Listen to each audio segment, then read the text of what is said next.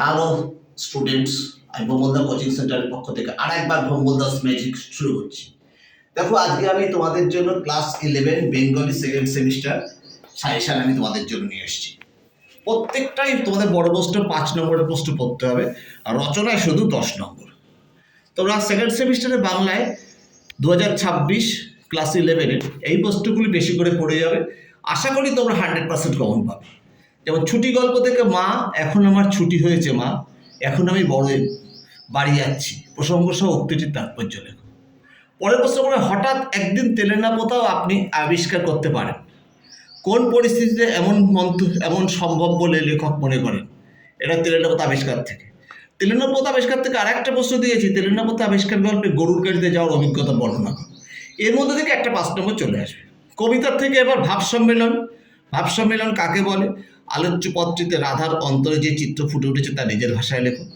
আর লালন শাহ ফকিরের গান থেকে লালন শাহ কে ছিলেন? লালন শাহ ফকিরের গান কবিতাটির মূল বিষয় ব্যাখ্যা করো, বা বাউল সাধনার মূল তত্ত্ব সম্পর্কে লেখো। আর নুন কবিতা জয় গোস্বামীর লেখা, নুন কবিতার মূল বিষয়বস্তু বা নামকরণের সার্থকতা লেখো। এই কবিতার মধ্যে এটা করলে পরে 5 নম্বর কমন পেয়ে যাবে। এরপর হচ্ছে তোমার নাটক থেকে, যে রক্ষক সেই হলো গিয়ে ভক্ষক, কোন প্রসঙ্গে এই উক্তি বা কেন? এই আগুন নাটক থেকে নেওয়া। তারপরে হচ্ছে আগুন নাটকের নামকরণের সার্থকতা লেখো। আর লুঙ্গিটিকে পইতে সব একাকার হয়ে গেছে ব্যাখ্যা করো। আর আগুন জ্বলছে আমার পেটে, প্রসঙ্গ সহ ব্যাখ্যা করো। এই কটা প্রশ্ন পড়লে পরে তোমরা নাটক থেকে 5 নম্বর কমন পেয়ে যাবে। আর আজব শহর কলকাতা আর 25শে বৈশাখের মধ্যে পঞ্চতন্ত্র থেকে একটা কমন পাবে। এখানে আজব শহর কলকাতায় ফরাসি বইয়ের দোকান দেখে লেখকের মনে কীরকম ভাবের উদয় হয়, আর দোকানের ভেতর ঢুকে লেখকের অভিজ্ঞতার বর্ণনা করো, এই প্রশ্নটা। আর 25শে বৈশাখ প্রবন্ধে লেখক রবীন্দ্রনাথের কোন কোন গুণের কথা বলা হয়েছে? তার কাছে কবির গান অসম্পূর্ণভাবে প্রতিভাত হয় না কেন? এই কটা প্রশ্ন পড়লে তোমার এই আজব শহর কলকাতা আর 25শে বৈশাখ অর্থাৎ পঞ্চতন্ত্র থেকে তুমি সৈয়দ মুজতবা আলীর লেখা কমন পেয়ে যাবে।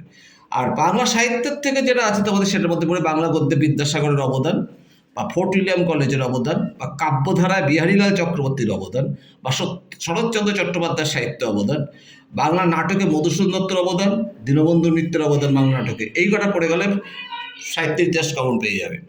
আর রচনার মধ্যে পড়বা একটা সবুজায়ন বনাম নগরায়ন, বিশ্ব উষ্ণায়ন, বাংলার উৎসব। আর পক্ষে বিপক্ষে নামে একটা দেয়, সেটা তুমি দূরদর্শনের ভালো মন্দের পক্ষে বিপক্ষে। এই সাজেশনটা তুমি যদি পুরোপুরি করো, তাহলে তোমরা সমস্ত প্রশ্ন কমন পাবে এবং ভোমলদার ম্যাজিক তোমরা দেখতে পাবে।